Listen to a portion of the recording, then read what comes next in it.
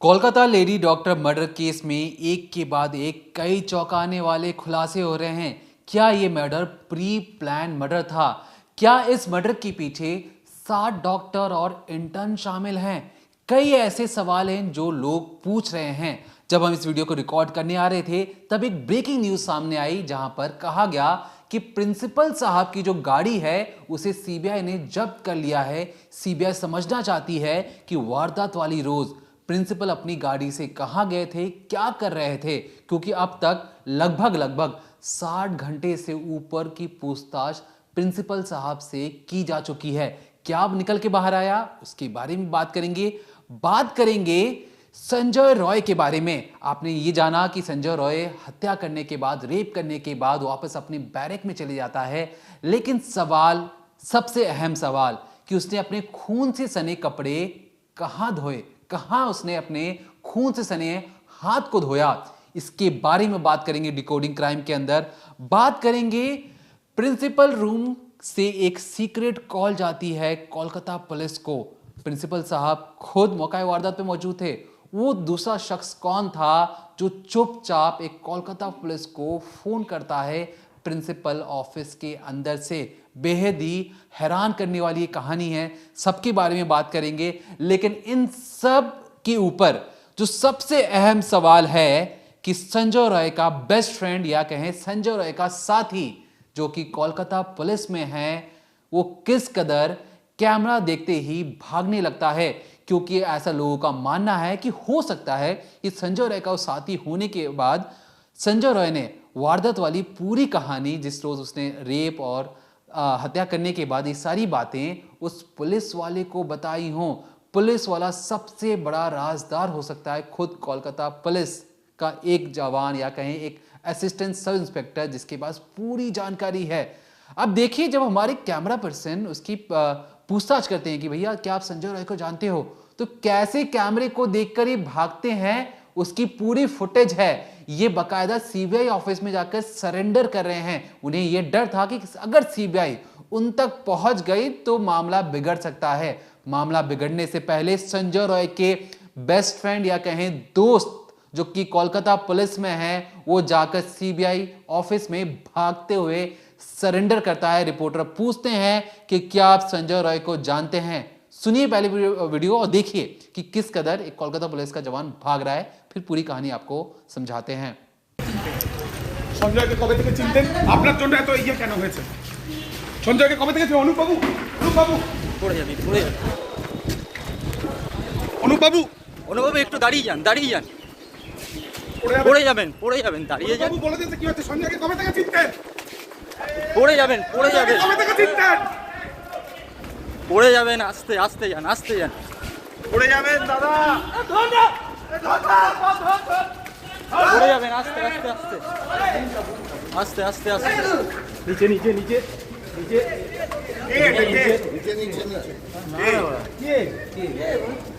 Hello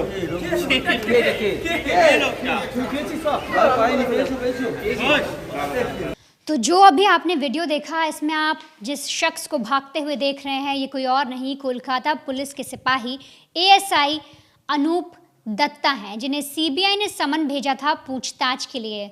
इस पूरे case में संजय रॉय की गिरफ्तारी हुई थी 10 अगस्त को। कोलकाता पुलिस ने उसे पकड़ा था। इसके बाद से जब सीबीआई को जांच सौंपी गई, तब से सीबीआई लगातार नई चीज़ें खोज रही हैं, कोशिश कर रही है कहीं से भी कोई ऐसा लिंक मिल जाए, कुछ पता लग जाए कि आखिर इस केस में हुआ क्या है, कि क्या अकेले संजय रॉय शामिल है या कोई और भी इस पूरे कत्ल में शामिल है।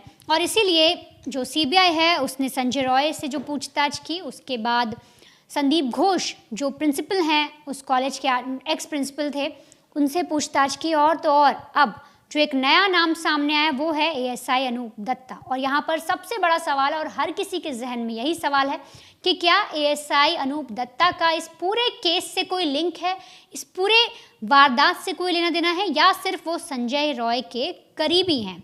दरअसल जब एएसआई अनूप दत्ता को सीबीआई ने समन भेजा तो उन्हें पूछताछ के लिए जाना था और इसी सिलसिले में ये सीबीआई का जो कॉम्प्लेक्स है उसके बाहर जब पहुंचते हैं तो देखते हैं वहां पर कई मीडिया कर्मी हैं।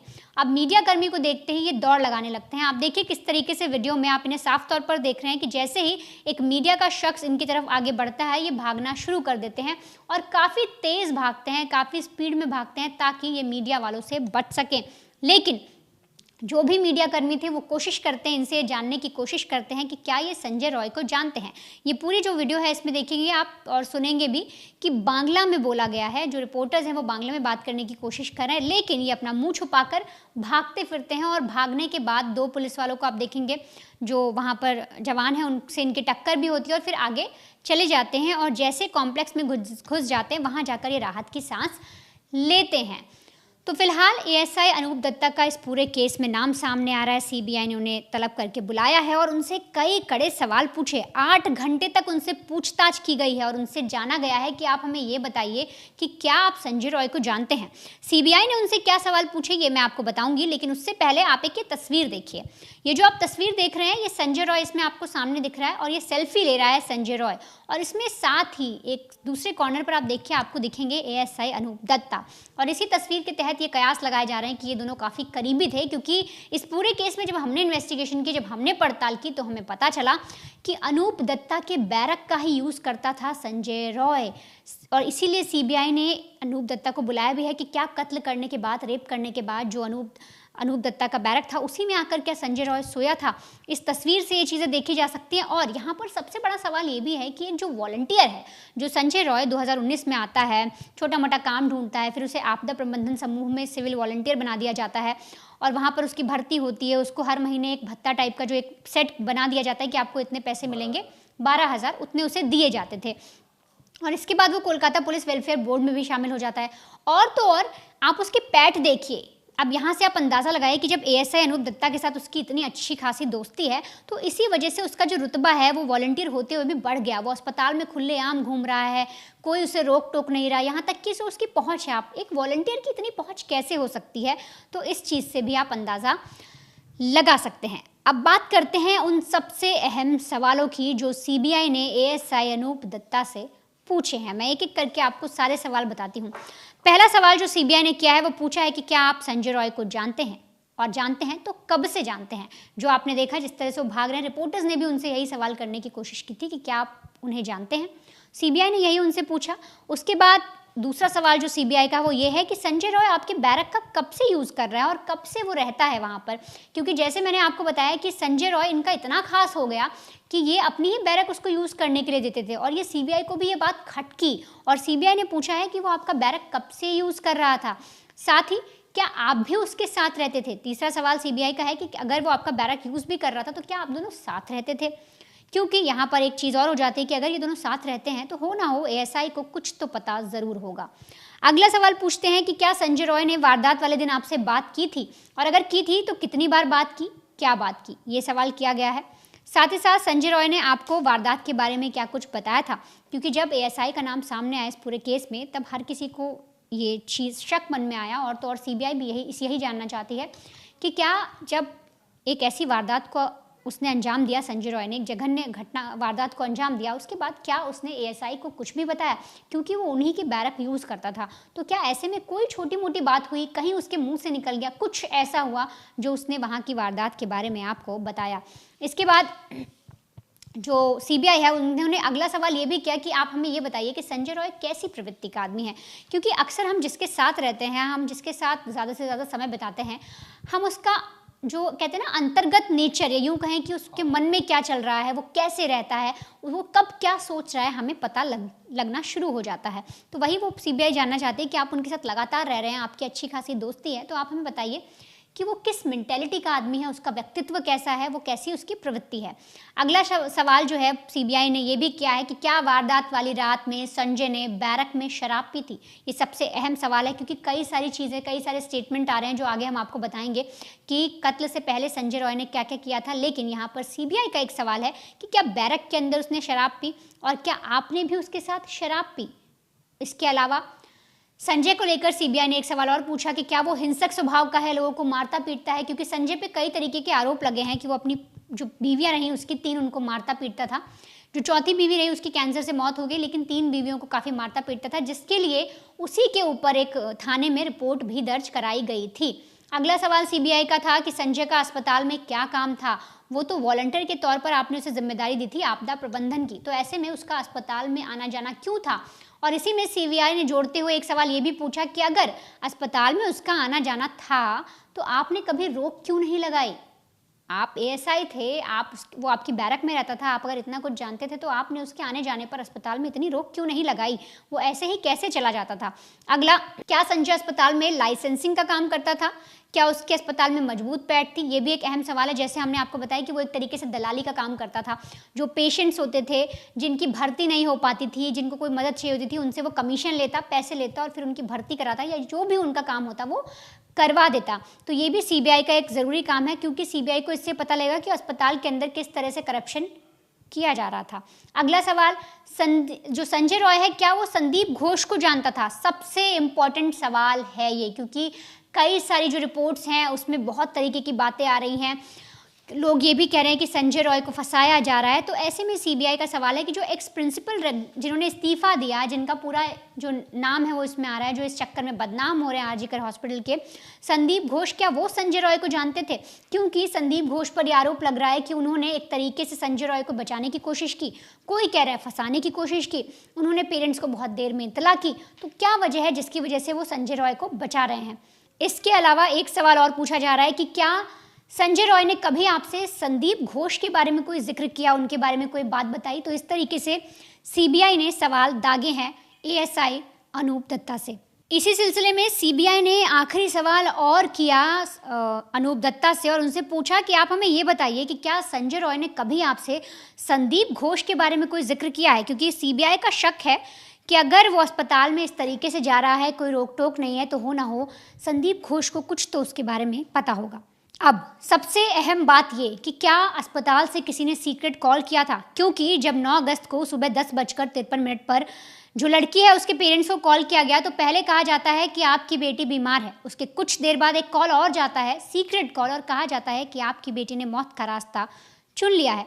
तो आखिर क्या हुआ था, क्यों ये जो स्टेटमेंट है ये काफ़ी उलझी हुई लग रही है, और कौन था वो शख्स, और क्या संदीप घोष ने कोई ऐसी मीटिंग की थी जिसकी वजह से ये पूरा केस जो है बार बार उलझता जा रहा है। देखिए, हम बात करेंगे कि किस तरीके से एक प्रिंसिपल के ऑफिस से कॉल जाता है, कौन है कॉल करने वाला, उसके बारे में बात करेंगे।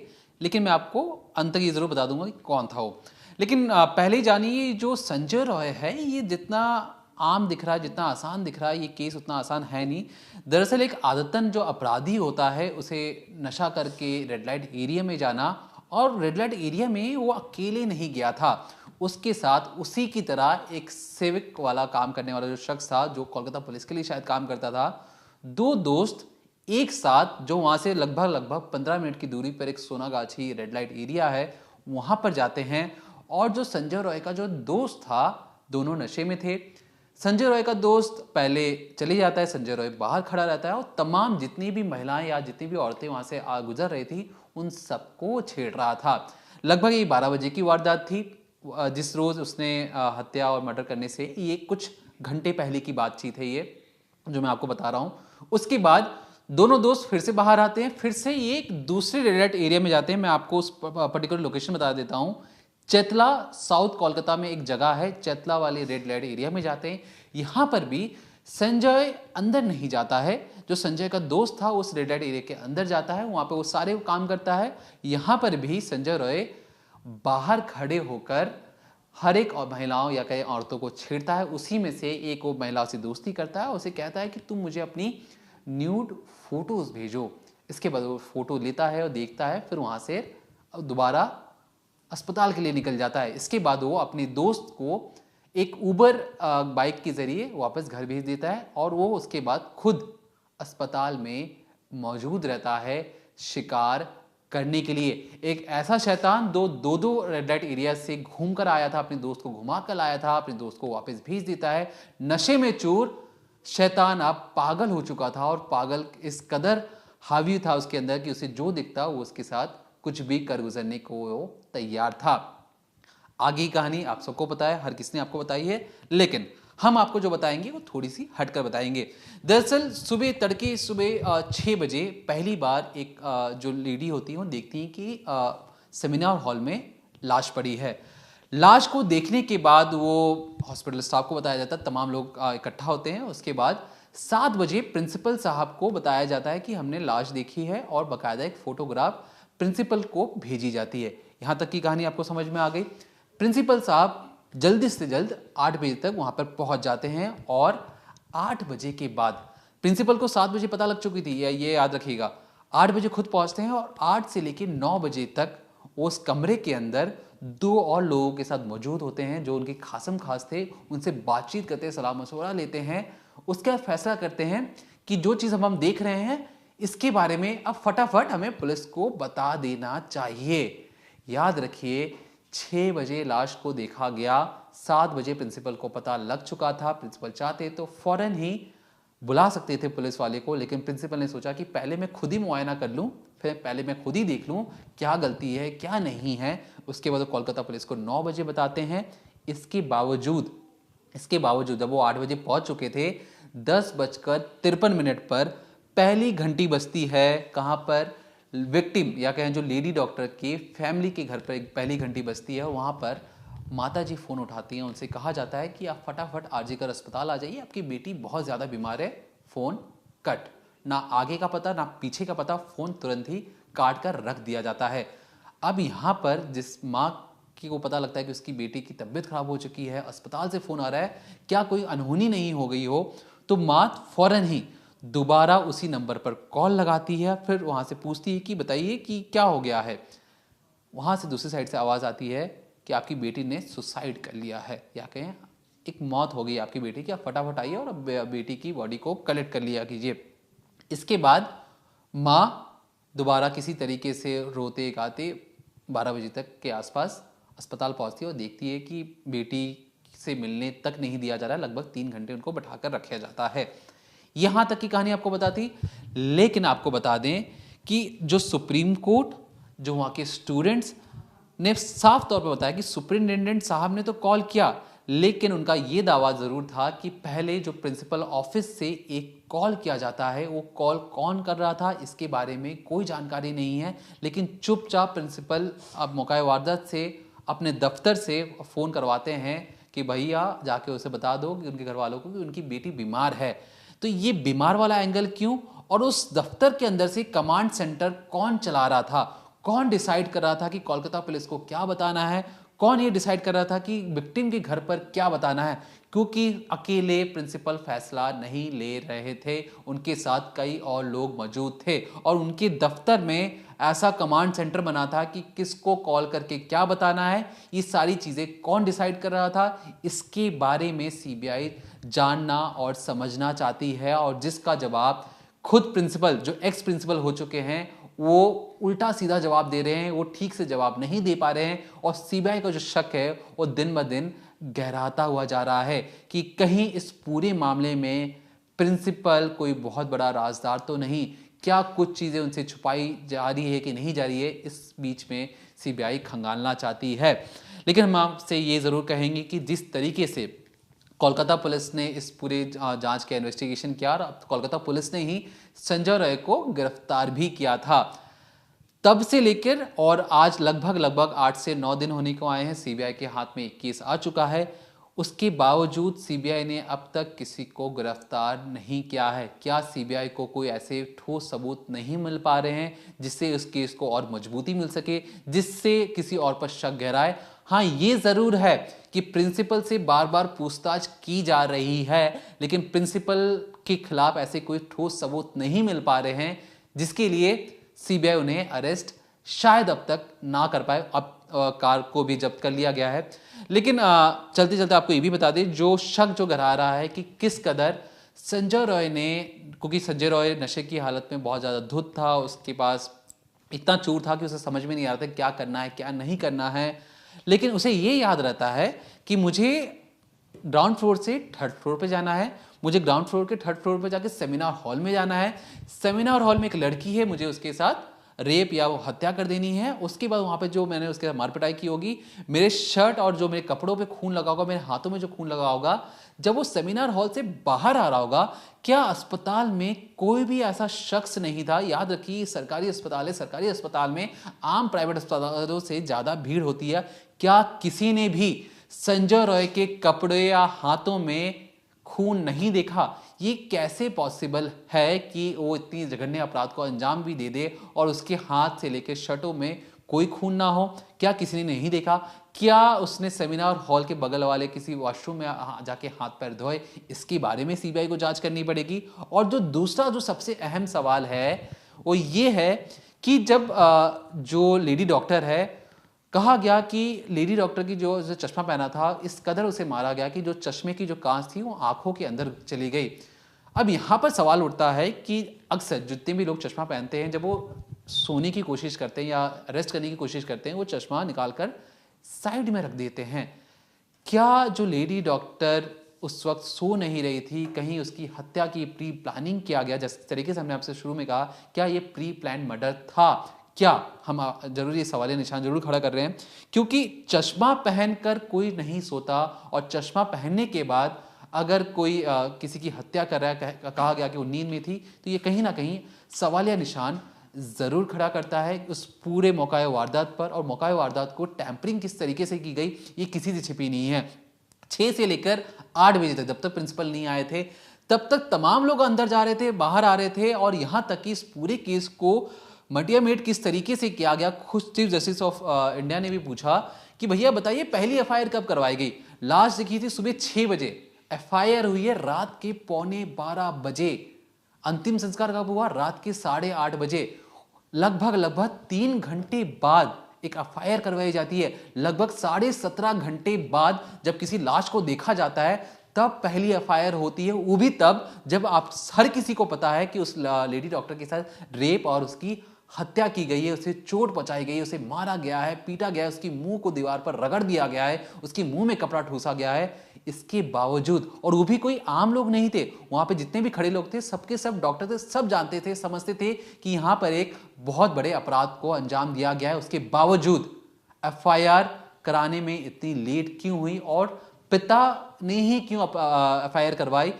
जाहिर सी बात है, रिश्तेदार हैं, तो क्या वहां पे जितने भी डॉक्टर्स थे, किसी ने खुद संज्ञान नहीं लिया कि अगर ऐसा मामला है तो उसको फौरन ही एफआईआर करवाई जाए? ये तमाम जो सवाल हैं इस केस को और भी ज्यादा पेचीदा बना रहे हैं, घुमावदार बना रहे हैं। लेकिन हमारी कोशिश है कि आप तक जो भी सच्चाई हो आप तक तुरंत ही पहुंचाया जाए, और इस पर जो भी नए अपडेट्स होंगे हम क्राइम तक पर आप तक जरूर पहुंचाते रहेंगे।